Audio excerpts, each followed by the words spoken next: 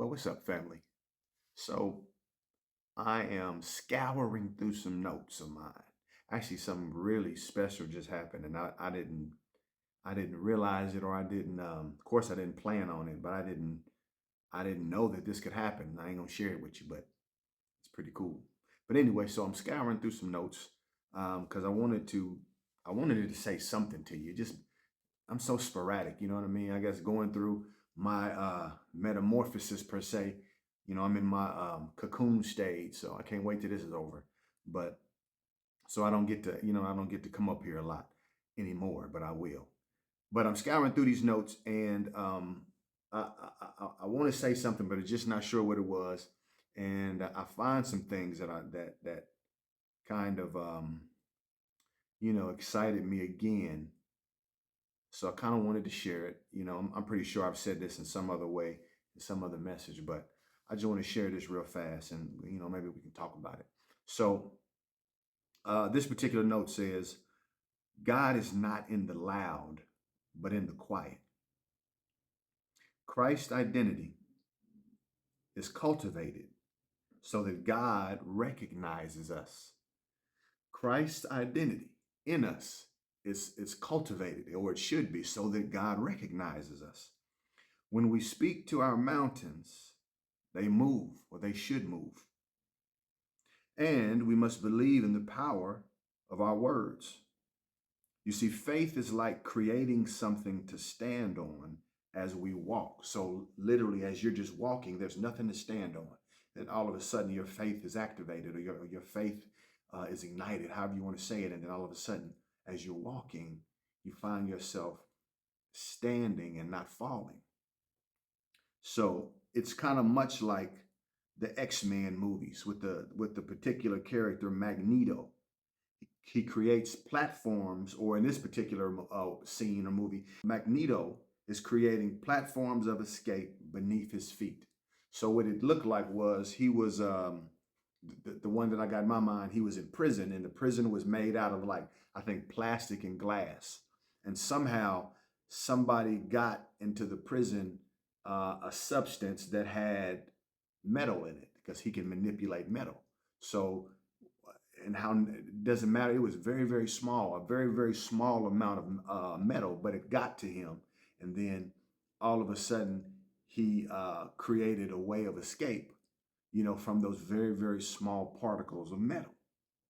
So, in essence, living in the Christ identity means embracing total dedication to God, recognizing that without Christ, nothing is possible. Without those elements, without those things that we need, we're crafted and we are created wonderfully and powerfully. And our connection to God's kingdom, as we are building our identity, as we are walking in our Christ identity, provides us with those elements to do extraordinary things. So again, without Christ, nothing is possible. This identity grants us access to all of God's promises, his power, and his authority. We must stop relying on human effort and instead allow Christ to live through us, becoming true vessels of God's authority here on earth. So this is so crucial, so very important, because we keep trying to figure it out. We keep wondering, what is it? What do I have to do? What do I have to understand? What do I have to know? That reminds me of something else I want to share. What do I have to know to actually be able to function in this identity perfectly, the way that God designed it? So we go from identity, and we go to where the identity is empowered, where its power come from. So the kingdom of God offers you something to become rather than something to do. It offers you something to become rather than something to do. So the kingdom of heaven is at hand. I love this idea, and I thank you, Holy Spirit, that this is Jesus's commission. His commission was to spread the gospel of the kingdom, to spread the good news of God's kingdom. God's kingdom is here on earth. Now, this is something you may not even thought about before. as Jesus was moving through the earth, as he was moving through his place of commission, the kingdom was with him. The kingdom of heaven is at hand now.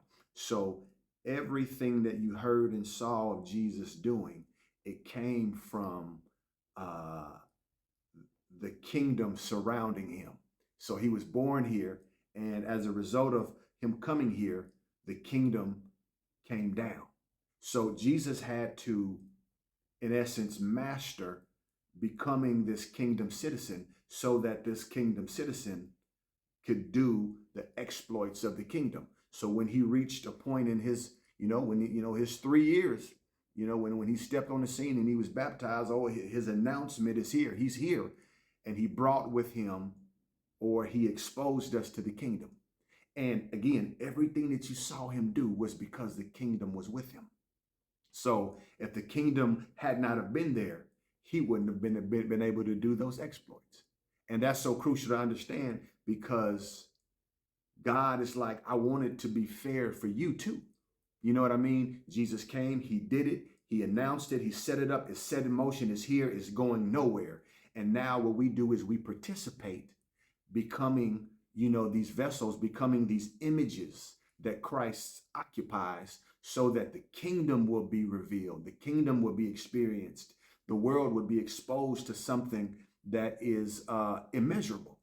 So this is just something, man, that like I said, I was thinking about, I was scouring through some notes and doing some things. I think a book is getting ready to come here, and I just really wanted to just put this out here again, because again, you're looking for something to happen. You're looking to gain control over your life.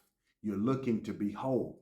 You're looking to be transformed into this thing that makes you not helpless anymore, but it makes you demonstrate God's power, God's authority, God's nature, God's character, God's everything. So pray it makes sense, people. Pastor Jamal, Rising Ground Church. Man, it's going to change. It's going to change. Peace.